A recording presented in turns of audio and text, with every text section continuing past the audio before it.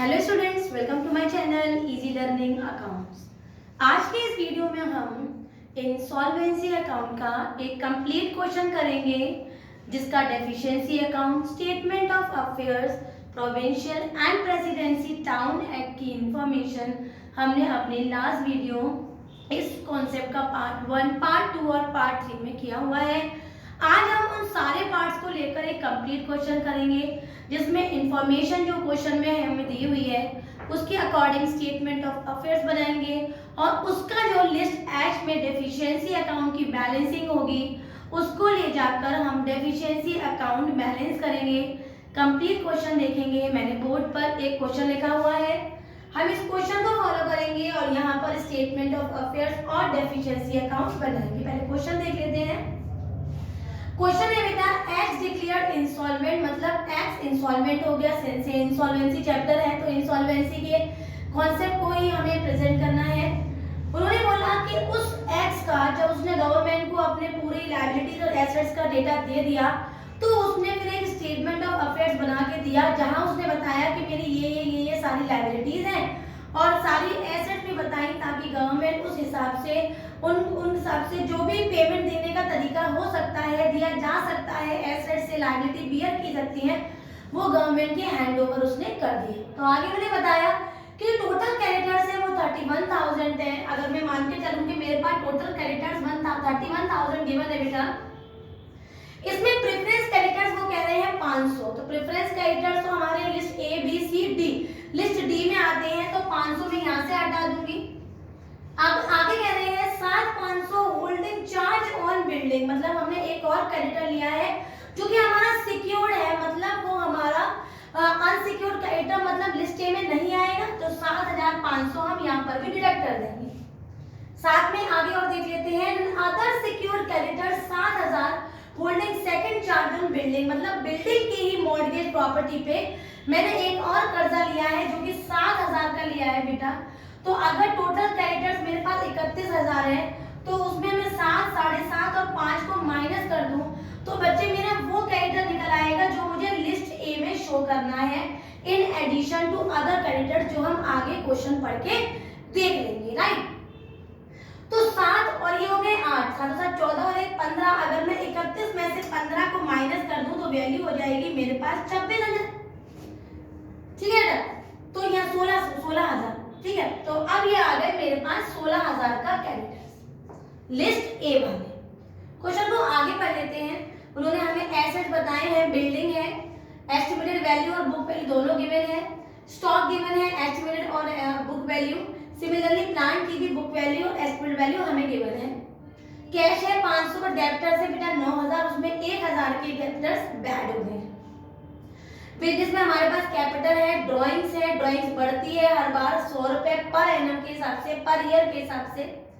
Profit दे रखा है, ये सारा का सारा डेफिशिएंसी अकाउंट में जाएगा। आपको अगर मेरा प्रीवियस वीडियो देख लीजिए पहले, तभी बच्चों आपको समझ में आएगा कि डेफिशिएंसी में क्या क्या जाता है। और स्टेटमेंट ऑफ अफेयर्स में list A B C D E F G H सभी में कैसे कैसे क्या क्या लिखा जाता है। आगे वो कह रहे हैं amount recovered from a friend, मतलब मैंने एक लोन दिया था अपने फ्रेंड को और वो दिया था बेटा, मैंने कितने का दिया था 2,000 रुपए का। अगर 2,000 रुपए का मेरे फ्रेंड को लोन दिया है तो ये भी मेरा क्रेडिटर्स हो गया। रिकवर्ड हुआ है वो हम बाद में देख लेंगे, लेकिन मैंने एक लोन भी दिया है। यहाँ एक लाइन रह गई है, मैं लिख देती हूँ, amount given to as loan to a friend, तभी तो बेटा वो रिकवर होगा बाद में, तो मैंने उसको भी यहाँ पर इंक्लूड कर लिया। साथ में मैंने बोला कि एक बिल डिसऑनर हो गया था 600 रुपए का, तो बिल डिसऑनर भी हम यहाँ पर ऐड करेंगे तो कुल मिला के 18,600 के हो जाएंगे हमारे अनसिक्योर्ड क्रेडिटर्स। अब लिखना शुरू करते हैं, फॉर्मेट देख लेते हैं। Gross liabilities, then liabilities, expected to rank, then assets and estimated value of assets, जैसा कि हमने स्टेटमेंट ऑफ अफेयर्स अकाउंट में पढ़ा था। ठीक है, लिखना शुरू करते हैं। यहाँ पर लिखेंगे हम लिस्ट ए अनसिक्योर्ड क्रेडिटर्स। आप चाहो तो लिख सकते हैं unsecured creditors as per list A, ऐसे भी हम लिख सकते हैं। उसकी मेन वैल्यू हम यहाँ लिखेंगे और क्योंकि ग्रॉस वैल्यू भी 18,600 ही है तो वो भी हमने ग्रॉस लायबिलिटी की साइड में लिख दिया। राइट, आगे बढ़ जाते हैं लिस्ट बी की साइड जिसमें आते हैं हमारे फुल्ली सिक्योर्ड सिक्योर्ड क्रेडिटर्स।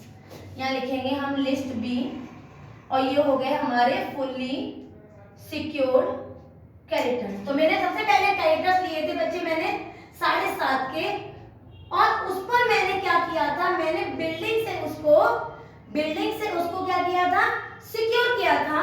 तो मैं यहाँ लिखूंगी हमारे जो उधार था 7.5, और मैं यहाँ पर लिखूंगी लेस सिक्योरिटी ऑफ बिल्डिंग। तो बिल्डिंग की आज की एस्टिमेट वैल्यू कितनी है हमारी, 12,500। तो मैंने यहाँ पर 12,500 माइनस किया, तो ये फुल्ली सिक्योर्ड हो गए बेटा। मेरे पास बैलेंस और बच गया, कितने का बच गया मेरे पास बैलेंस, 5,000 का। अब 5,000 का मेरे पास एक्स्ट्रा सिक्योरिटी है, लेकिन उसको तो मैं अगले वाले क्रेडिटर्स पे एडजस्ट करूंगी, क्योंकि उन्होंने तुरंत कह दिया कि दूसरा हमने जो क्रेडिटर लिया है पार्शियली लिया है, जो मैंने 7,000 का कर्जा लिया है। तो हम खुद समझ गए कि जब हम 7 का दूसरा कर्जा ले रहे हैं तो रिमेनिंग बिल्डिंग पे ले रहे हैं, तो भाई वो पार्शियली सिक्योर्ड होगा ना, क्योंकि सिक्योरिटी की वैल्यू कम है और कर्जे की वैल्यू ज्यादा। तो थर्ड पॉइंट पे हम यहाँ पर लिखेंगे हमारा लिस्ट सी। और बच्चों लिस्ट सी में आ जाता है, जैसा कि हमें अच्छे से याद किया हुआ है, पार्शियली सिक्योर्ड क्रेडिटर्स। अब पार्शियली सिक्योर्ड क्रेडिटर्स को देख लेते हैं। मैंने सिक्योरिटी कितने के लिए है, 7,000 की। लेस करूंगी बेटा मॉर्गेज बिल्डिंग, कितने की ऊपर से उठा के लिखूंगी बेटा, 5,000 की। तो मेरे पास अब कितना क्रेडिटर्स बच गया, और 2,000 का, जो मुझे आगे जाके देना। क्लियर है। यहाँ पर मैं 7.5 लिख देती हूँ, और यहाँ पर मैं 7 लिख देती हूँ, जो कि एक्चुअल मेरी कर्जा है। आगे बढ़ जाते हैं। लास्ट पॉइंट है हमारा यहाँ का, इस वाली साइड का, वो है लिस्ट डी, जिसमें हम लिखते हैं प्रेफरेंस क्रेडिटर्स। और प्रेफरेंस क्रेडिटर जो कि क्वेश्चन में सामने से गिवन है, कितने दे रखे हैं, 500। तो 500 को मैं यहाँ अंदर लिखूंगी, और लिखूंगी एज पर कॉन्ट्रा।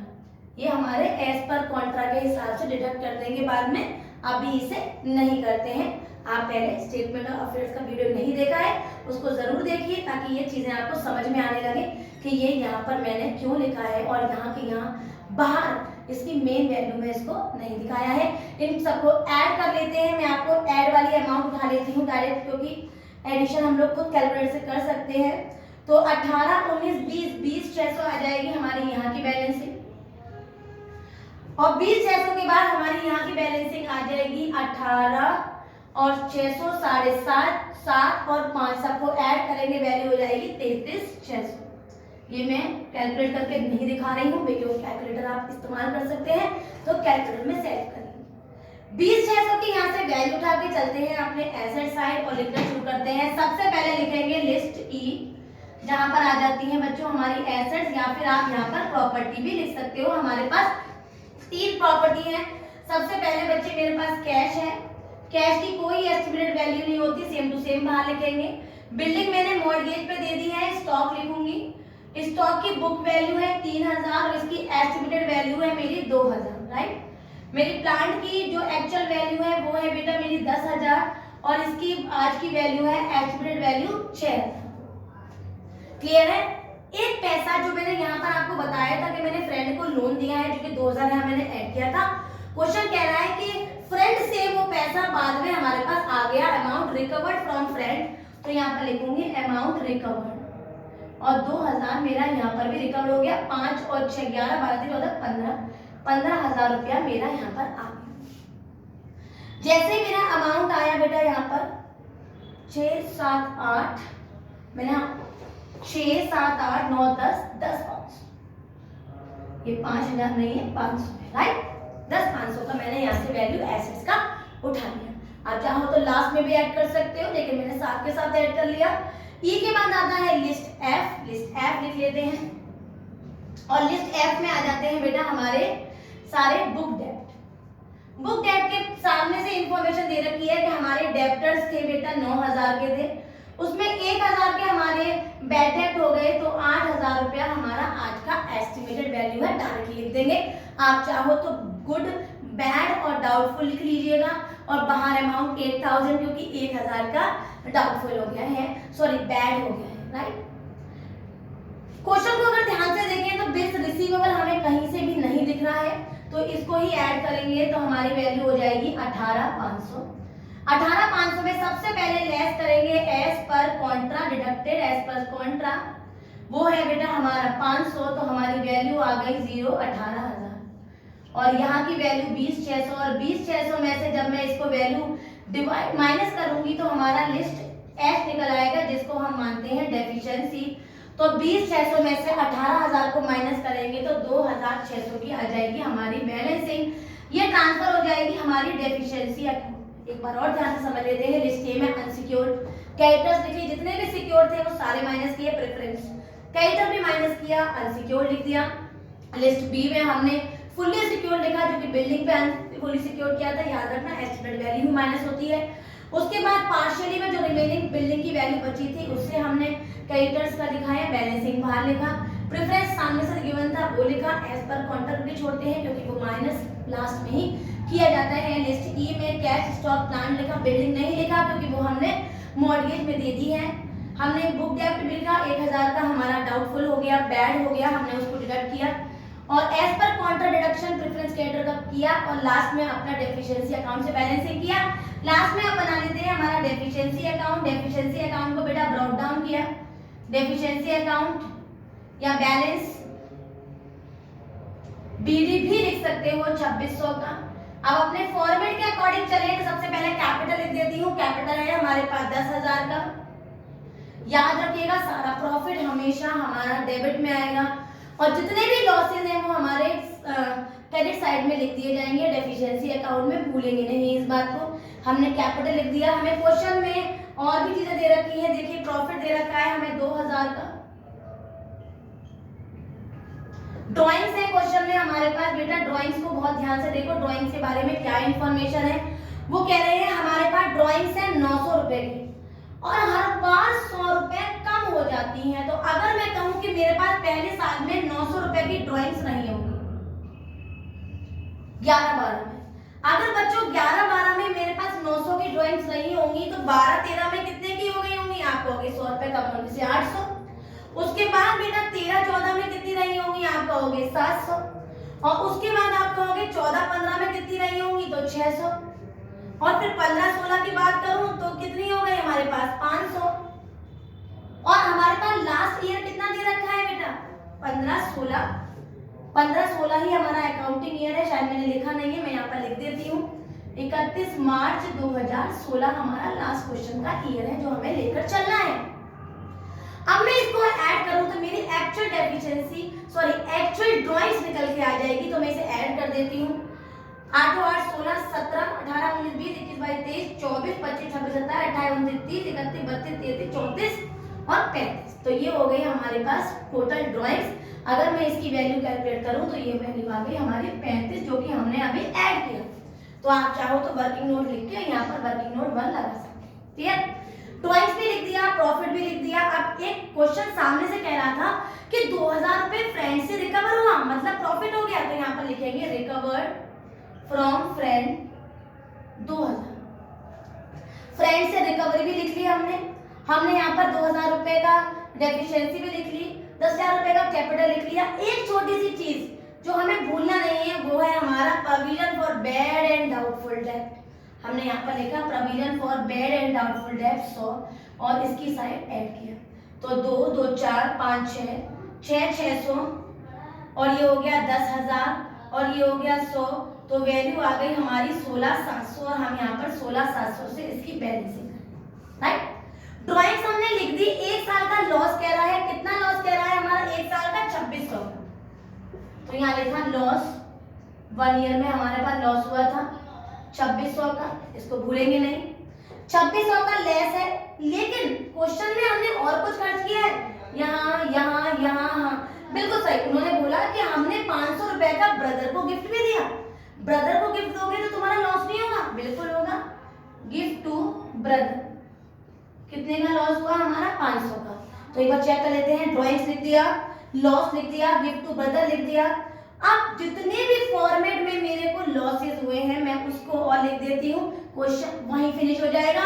तो अगर लॉस की बात करूं तो बच्चे 1,000 का मेरा बैड डेब्ट में लॉस हुआ, मुझे एसेट्स में भी लॉस हुआ है तो लिख देती हूँ अदर लॉसेस।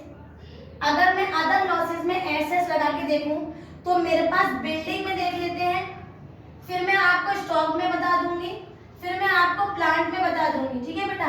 तो बिल्डिंग में देख लेते हैं, मेरे पास बिल्डिंग में कितने का लॉस हुआ। अगर मैं बिल्डिंग की लॉस की बात करूं तो मेरे पास सीधे सीधे बिल्डिंग में मेरा लॉस हुआ है, पहले प्लांट का लगा दूं तो प्लांट में पहले 10,000 का था, अब 6,000 का, तो प्लांट में लॉस हुआ मेरा 4,000 का। स्टॉक की बात करूं तो स्टॉक पहले 3 का था, अब 2 का हो गया, तो स्टॉक में मेरा लॉस हुआ बेटा 1,000 का, ठीक है। और मेरे पास कौन से लॉस हुए हैं, अगर मैं लॉस के बारे में देखूं तो 16,000 की मुझ पे बिल्डिंग थी, आज उस बिल्डिंग की कीमत 12,500 है, तो 3,500 का सीधे बिल्डिंग में मुझे लॉस हुआ। अगर बच्चे मेरी बिल्डिंग कम नहीं हुई होती तो एस्टिमेट में मैं यहाँ पर 12,500 का मॉर्गेज क्यों लगाती, मैं 16 की लगाती ना, तो मुझे बचत होती, लेकिन नहीं लगा पाई क्योंकि आज की कीमत उसकी 12,500 रह गई। तो बिल्डिंग में लॉस हुआ मुझे 3,500 का। दोनों साइड ऐड कर लेते हैं, इसको भी चेक कर लेंगे। मैं एक बार ऐड कर लेती हूँ इसकी, 3,500, 2,600, 500, 1,000 और ये हो गया 3,500, 4,000 और 1,000, और लास्ट में बिल डिसऑनर्ड, जो कि मुझ पे कितने का था बिल डिसऑनर्ड, 600 रुपए का, और बैलेंस करूंगी तो बेटा वैल्यू आ जाएगी 16,700। एक बार शॉर्ट में और देख लेते हैं। हमने सबसे पहले बनाया स्टेटमेंट ऑफ अफेयर्स, जिसमें मैंने list A unsecured creditor, list B fully secured, list C building से ही थोड़ी सी पार्शियली सिक्योर्ड, प्रेफरेंसेस दिखाए, एसेट दिखाई, और एसेट दिखा के बच्चे मैंने देखा कि क्या मुझ पे कुछ डाउटफुल डेब्ट है, मैंने उससे 1,000 कम करके बाहर वैल्यू 8,000 दिखाई। मेरे पास नेक्स्ट लिस्ट थी नहीं, तो मैंने डायरेक्टली डेफिशिएंसी अकाउंट से बैलेंसिंग किया, उसकी बैलेंसिंग को डाउन उतारा, जितने भी प्रॉफिट थे वो मैंने डेबिट में और लॉसेस को क्रेडिट में करके डेफिशिएंसी अकाउंट पूरा किया, और इस तरह से मैंने इंसॉल्वेंसी का कंप्लीट कॉन्सेप्ट किया। आप लगातार 1 बाय 1 सारी वीडियोस देखोगे तो आपको कंप्लीटली समझ में आएगा। अगर आज का ये कंप्लीट कॉन्सेप्ट आपको समझ में आया हो, एक एक बात अच्छे से क्लियर हो गई हो, तो मेरी वीडियो को लाइक करें, शेयर करें और मेरे चैनल को सब्सक्राइब जरूर करें। Thank you.